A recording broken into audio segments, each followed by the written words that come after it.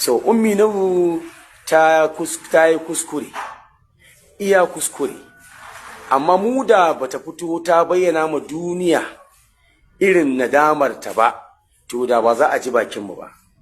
Sanin daɗawa ne.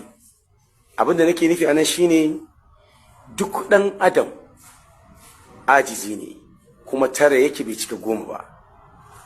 Magana ta gaskiya, ummi nuhu ba wanda za ta fara roƙa gafara kamar mahaifiyarta.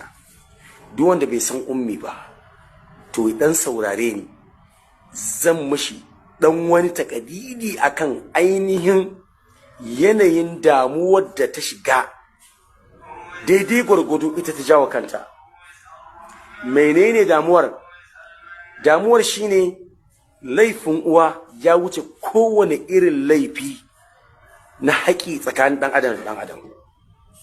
Wallahi wannan yarinyar iya kulawa, manyan jarumai a Kannywood sun iya bakin ƙoƙarinsu, amma da abin ya farraka suka ji menene ya faru suka watsa da ita.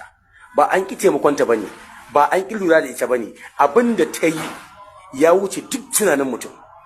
Mahaifiya dai kowa sun girman mahaifiya. Allah subhanahu wataala yana karrama ɗan adam ɗin ma da yake karrama iyayen.